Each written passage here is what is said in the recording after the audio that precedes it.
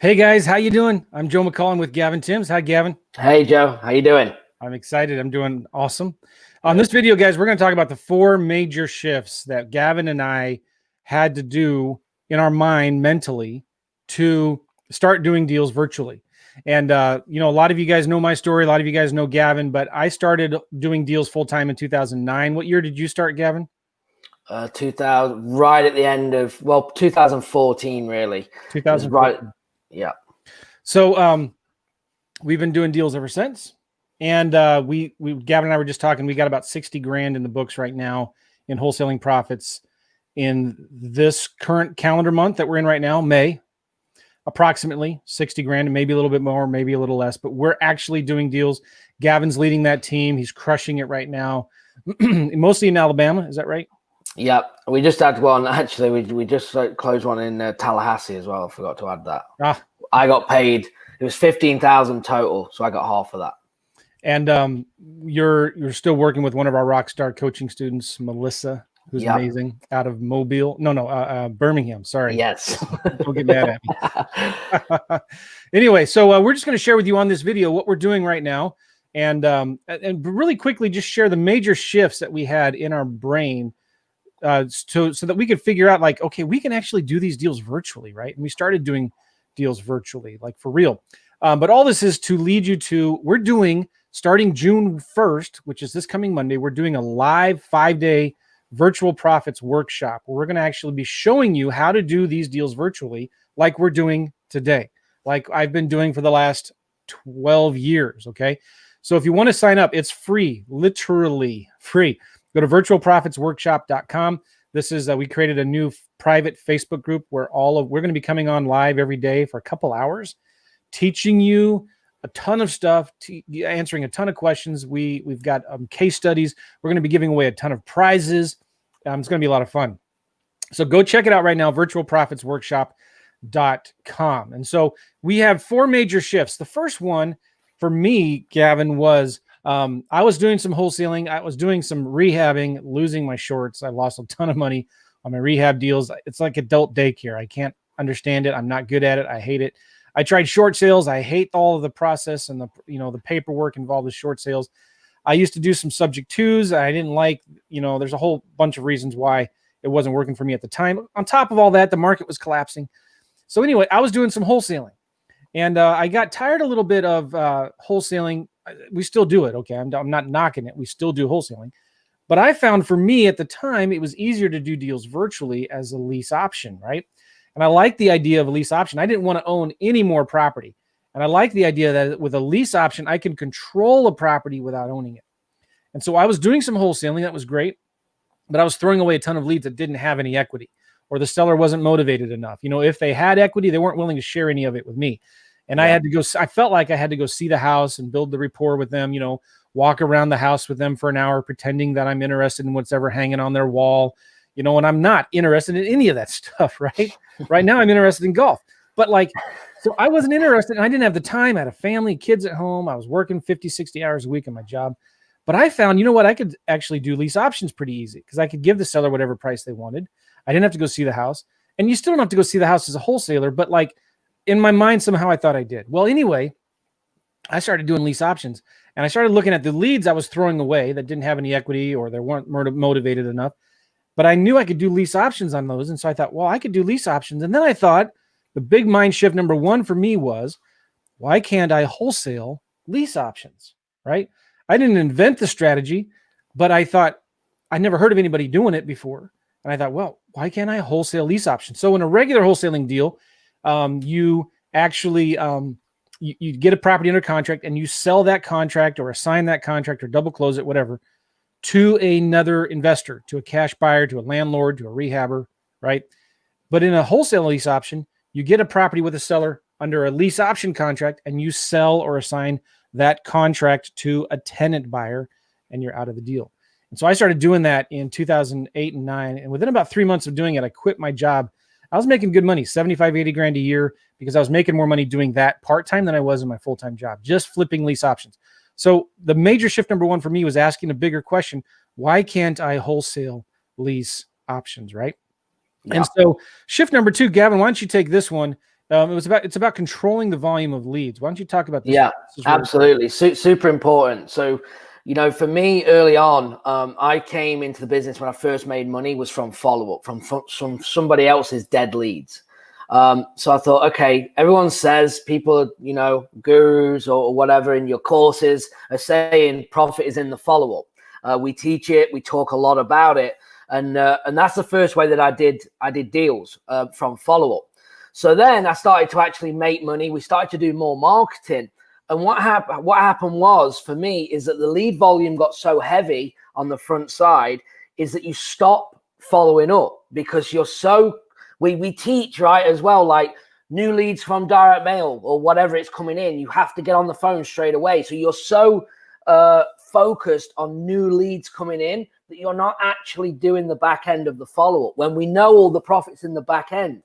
So it's all about controlling the lead. So when I understood and we started cold calling that I could control the lead flow to make sure we have enough leads, because you always need to be marketing, but you don't want too many leads that then you're not following up. Yeah, so once you get this sequence of, okay, how many leads do we need on a daily basis to still get new volume coming in consistently, right? And then being able to follow up to close more deals. And once we got that and once I understood that, it was then a game changer, because then I could go and operate in multiple markets using this system, controlling the lead flow, making sure the team understood the importance of follow-up, okay? And then we got more deals done.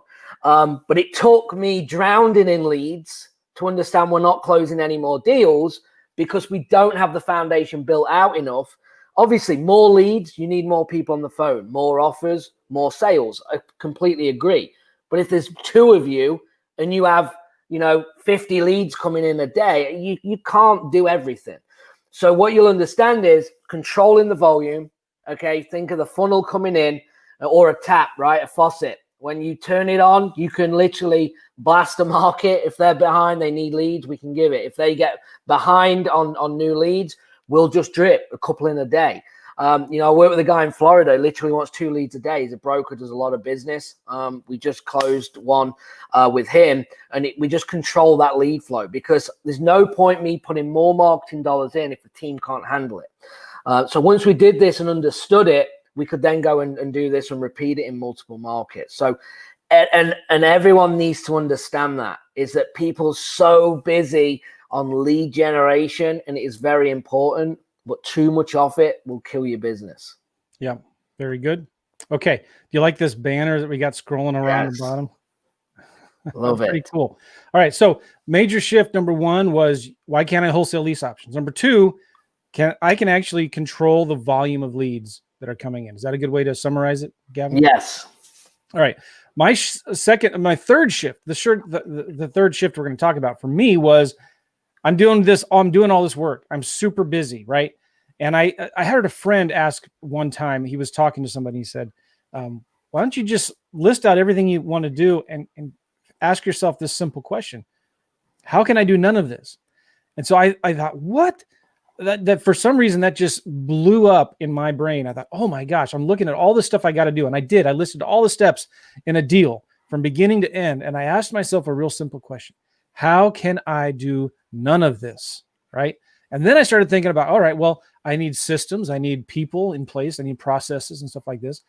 So I started looking, for example, in my lease options business, I was working a full-time job, and I was the one doing all the marketing. And I got bogged down in doing the marketing. And then I got a lot of leads and I got busy, and I'm talking to sellers and making offers, and I stopped my marketing because I couldn't keep up with it, similar to what Gavin was just saying. Yeah. And then all of a sudden I do a deal, I make some money, and I turn around and my pipeline is empty. I got no new leads coming in, right? And now I'm freaking out. So I went through this vicious up and down roller coaster of making a lot of money and then being flat broke, and making a lot of money, making flat broke. So I realized I need to get my marketing done for me in spite of me, right? So then I hired a virtual assistant to do my marketing for me. I tried to time block it. I tried to do it myself, and just wasn't getting done. So then I have the VA doing a bunch of marketing for me. The next problem I had then was I had too many leads coming in. I couldn't handle all the volume. So I hired a friend who was good at sales. I said, hey, listen, I'll give you 30% of the profits on the deal if you take the deal and then you work the lead, and get it under contract. And so great. All of a sudden I got a VA now doing the marketing, give me a lot of leads. I have a friend handling all the leads. I'm still working a full-time job, and he's getting properties under contract. Well, the next problem is now I have too many contracts and I can't sell the deals. I'm too busy. So I think, well, how can I do none of this? How can I get someone else to do this? So then I hired, guess what? A leasing agent or a realtor to then fill my lease option properties. And pretty soon now I had a VA doing my marketing, a friend taking all the calls, managing the leads for me and getting them under contract, and then a realtor selling them. And I wasn't doing anything, doing 2, 3, 4 deals a month without doing any of the steps. Fast forward a few years in 2012, 2013, I'm doing a ton of marketing, getting a lot of leads. And I decided I'm going to hire an acquisitions manager, right?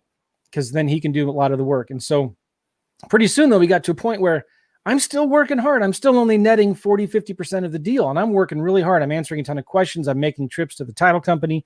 I'm writing checks. I'm dealing with all the problems because every deal has problems that comes up, title issue or whatever. I'm getting these frantic calls from buyers and sellers. And I got so sick, and I wanted to start traveling, which is my third shift that I'm going to be talking about in a minute, or fourth, whatever. And so I thought, how can I do none of this? And I sat down and went through that process again, and I wrote down all the steps. Well, marketing. All right, I can get a mail company to do the marketing. Answering the phones live. Well, I got a VA with really, really good English. I paid her about $7 an hour to answer all the calls live, 40, 50 hours a week. She answered calls live. Then I started partnering with local wholesalers that would take these pre-screened motivated seller leads, get them under contract. They would do all the work of flipping them and selling them to their buyers. And I could start wholesaling deals virtually without really much any of my involvement. And I still, at the end of the day, was making the same net profit, but I did it by just hiring other people to do the things that I couldn't do or I didn't want to do. Right. Yeah. Which leads me to, and do you want to add anything to that real quick? Yeah, actually I do. It's really important what you said regarding earlier in this about doing it all yourself and outsourcing, because it was huge for me. I realized again early on that all the money was made on the phone. Okay. So I came in straight into coaching. So I don't relate, if I'm honest, with like all the courses that people buy and the webinars and everything. I didn't do that. I went straight into coaching. Didn't know, never picked up a book. I mean, it was literally, I didn't know anything because I come from a coaching background. So I see the importance of it. So I was like, I need my questions. I need to go to somebody. And in that course, the wholesaling course was the virtual one that I went in. It made so much sense that when I was going through this, that if I could focus on the thing that I was good at, which is talking, right? If I'm not on that phone, I'm not making money. So I was getting very frustrated trying to get offers out, very frustrated with marketing and a CRM. And I even went to like pen and paper and the lead sheets and I tried to remove everything. If I wasn't on the phone, I wasn't making money. Mm-hmm. And that's how I started, to make money. So I think what I'm trying to get at here is that you don't have to wear all hats in the business. You have to pick the one that you want and that you are good at. Right? Don't outsource the thing that you're the best at. Outsource your weaknesses first. And then the last thing to go is the thing that you are the best at. And for me, working with Melissa, was the light bulb went off. She said one thing to me and I'd coached a lot of people. And I was like, okay, you understand this. And all she said was, I'm going to keep what she said. This is good. Yeah. So we're on a coaching call. And I said, how's it going? He said, yeah, it's going good. I just got off the phone with the seller. I said, oh, how did the call go? He said it was good. He's not interested in selling, but I'm going to keep calling him until he sells this property to me. And I was like, what? He said, I'm just going to keep calling until he says, yeah. So we wrapped the call up, and then like it's going on in my head. I was like, no one says that. Like, that's what I say. Like, no one says that but me. So then I call her back and I said, look, I've got this random thought. Like, what about if we start doing deals together? Because I was still pounding the phone at this point. And I knew that, that no one's as good as you. Internally, no one is good as you on the phone, right? That's just a self-belief. That's not an arrogance. I don't go around saying that. But when Melissa, I was like, you know what? Like, maybe this is the person where I can offload. And that's when we started to go fully offloading automation. That was the last thing for me to outsource. I had the VAs, the systems, I had everything running on autopilot, and I was just the one on the phone. Yeah. And I think that's what everyone's got to do listening to this, is find out where you are, outsource your weaknesses. Don't fix your weaknesses, outsource them. Yes. Oh, bam. Drop the mic. So, Absolutely. so important. And, you know, we've been doing deals now with Melissa for how many years? 3 years. And if you could count all the deals, what would you say on average a month over those last 3 years? I don't know. I mean, we've been doing 50, I don't know, so over 100. And these deals that we're doing, do you go see the house? Absolutely not. Do you talk to the sellers? Absolutely not. So we're doing a lot of cold calling. Who's calling? Who's actually doing the calling? We have VAs in the Philippines for $5 an hour. Virtual assistants in the Philippines, we're paying them $5 an hour, and they're doing these calls. Yep, pre-screen them. They come in. Melissa isn't even going to the houses, is she? Not anymore. No. And it's really important as well. I'm going to say this, and we're going to come on to the travel, so I won't go too early into this. But there's something to be said when you travel, and Melissa got her to see this as well. Yeah. Is that when you travel, you prioritize your day. Yeah. Okay. I make the most money in the business today when I travel. Okay. Because the 2 hours that I have to spend on the business are the high dollar an hour activities, the thing I have to get done. And I had my biggest month ever was when I was in the RV, which we're going to come to in 8 weeks. That was my biggest month ever that year. And I was working a couple of hours a day because the quality of my work was high. I'm in lockdown right now. I'm working 12 hours a day. And I'm going to be honest, doing a lot of nothing, if I'm honest, like thinking about doing things, not getting anything done, it seems. Well, you need to get a new golf club membership somewhere. Again. Exactly. I know. Let's play golf together. It looks like we've swapped roles here. I've been in the last month. I can't play enough golf. And Gavin is a former golf professional coach, or still is a golf. You still have your ticket. I still have my card. Yeah, card. Keep it up. Yeah. All right. So, big shift number 1. Why can't I wholesale lease options? Big shift number 2 is how do you control the volume of leads so you can stay in control of the volume? And big shift number 3 was how can I do none of this? All right. And we're still doing deals today. The big shift related to all of this. And by the way, we're going to spend a lot more time talking about this in the 5-day virtual profits workshop. It's a free workshop we are doing that starts June 1st, starts Monday. All right. And you can go right now to virtualprofitsworkshop.com to check it out. No strings attached. It is absolutely free. We're going to be getting live on Facebook.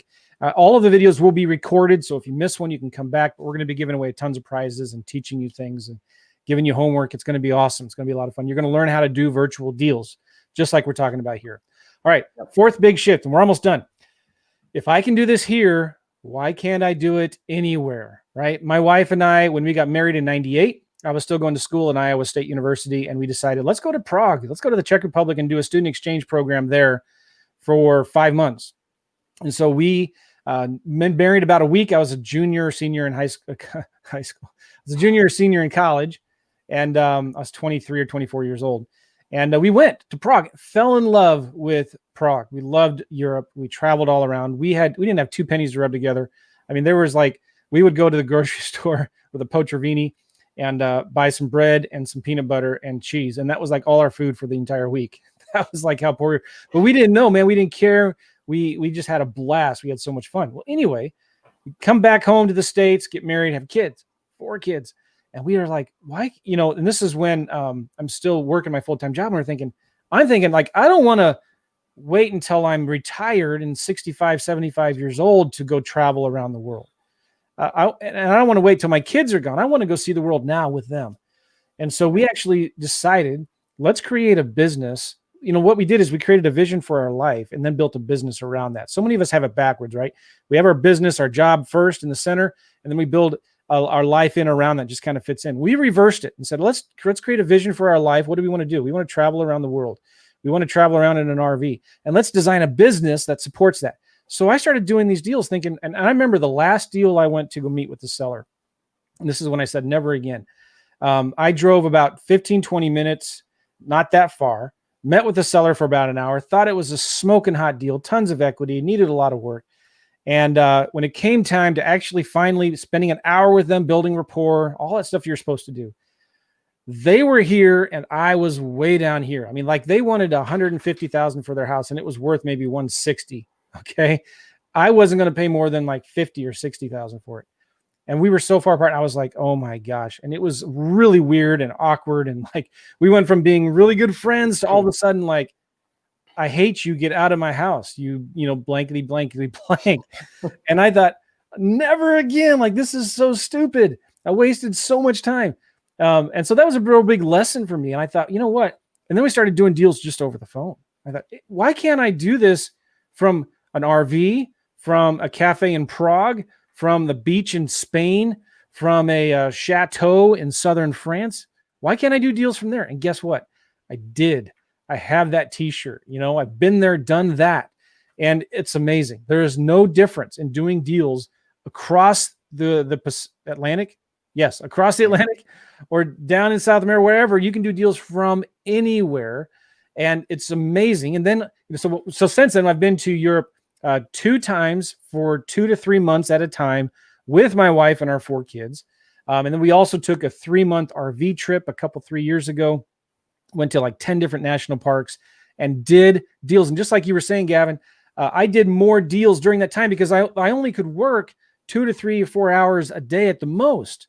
Either I didn't have internet connection or because of the time difference, you know, being in Europe and stuff like that. And so when I was working, man, I was super hyper focused on my highest revenue generating activities. And Gavin, you've done a lot of traveling as well yourself, haven't you? Yeah, absolutely. I mean, it's just key. You cannot create a job, right? That you can't come into this business again with your vision, unless your vision is to create a job. Then that's fine. If you want to be in the truck driving around, going in houses, that's your thing. Then great, go and do it. But a lot of people, when they go virtual, is, I want to do this from anywhere. I want to work. Well, you have to have the vision first, and you create things around it. And the big thing is, when I started doing deals in Phoenix, is I used to live in Phoenix, but I'd never go to the house because I knew that if I needed to go on a plane back home to England, you know, if something happened to the family or I needed to go, the business needed to run. And that's how I did it. You have to stay disciplined when you're virtual. You can do virtual not only in another state, you can do virtual in your own market. But don't be going running out to houses. Don't be going putting lock boxes on. Don't be going and getting pictures because someone else, it's just I could go and do. Because if you do it once, you'll do it twice, 3 times, 20 times. Before you know it, now you're on full dispo. You're seeing every house and you're going backwards. So you have to stay disciplined if you're doing it in your own market, if you truly want to go virtual. And here's the thing. The biggest thing that I can tell anyone when you go virtual is if you're not going to see the house, if you're not physically going to walk into the property, right, then you can be virtual. And that's the biggest thing to overcome. If your presence is not needed in that house, then you're now virtual. It doesn't matter if it's down the street, if it's next door, or if it's across the United States. It's exactly the same things. If you're not needed in the building, then you can be virtual. And then you just set things up with systems and teams around you. And when we say systems and teams, we're talking about affordable things that still make money and profit, right? We're not talking about massive overhead and getting offices and having 40 staff. We're not saying that. You can do this on a realistic budget to make money and then expand. And you can make as much. We could go in. People say to me, why don't you go and do more markets? I don't want to deal with more people. That's not the vision. The vision is not to be in 20 markets and have 20 different wholesalers and have all these VAs. I don't want that. That's not part of the vision. So you have to stick to what you are and what your why is and what you're trying to achieve. This is so good. I'm looking at the comments here and people are just echoing what we're saying. It's about not asking how, but asking who, right? Yeah. So many people get stuck in the how, like, how do I do this? I have to learn how to do all of this. Instead, ask who. So that's so important. There's something else that somebody said here that was really, really good. You know, mainly just, again, outsourcing. Don't fix your weaknesses, outsource them. Create your life around your vision. I love these comments that I'm seeing people put in here. This is awesome. All right. So again, the 4 major shifts, at least 4 minimum. In fact, as we were going through this, I was writing down a bunch more that if we do this video again, I'm going to share. Number 1, when I asked myself, why can't I wholesale lease options? All right. Think about how you can offer creative deals, creative offers to sellers and flip those creative offers. Number 2, control the volume of leads.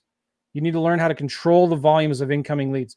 Then number 3, how can I do none of this? Another way to put that is don't ask how, ask who can do this for me. Or another even way is stop fixing your weaknesses, outsource them, instead. And then number 4 was, if I can do this here, why can't I do it anywhere? And so both Gavin and I have taken extensive trips and actually found that we did more deals when we constrained ourselves to only working an actual, 2 to 3 or 4 hours a day. Even when you do work a full 8 or 10 hour day, you're really only productive about 3 hours of that day, right? So I'm excited about this. This is going to be a killer workshop. Again, it's a 5-day virtual workshop. It starts Monday, June 1st. Go to virtualprofitsworkshop.com, virtualprofitsworkshop.com, and check it out. Now, even if you listening to this after June 1st, the videos will be there in the Facebook group for only that week. When that week is over, we're closing it. So check it out. I'm excited about this. Thank you, Gavin, everybody. I appreciate you guys. And we'll see you later. Again, go to virtualprofitsworkshop.com. I'm excited. We're going to be going live every day, giving away a ton of free stuff. Can I tell them, Gavin, what I'm going to give away as one of the prizes? One of them. You can tell them one. All right. I'm going to give one of the things I'm going to give away is a Segway. I'm going to give us, like the little Segway you see me do on the videos. Yeah. I can't get my kids off of it now. They're all on it all the time. But I'm going to give away a Segway to somebody. So what we're doing is just to encourage participation and questions and you doing your homework and being active in the group. We're going to pick people to give away prizes to. And one of them is going to be a really cool Segway. Yeah. And it's free. Segway. Not one of free. For free. We're giving it away. And the whole class is free. It's free. That's what I mean. The class is free. Class is free. Go check it out. Virtual Profits Workshop. We will see you guys later. Take care, everybody.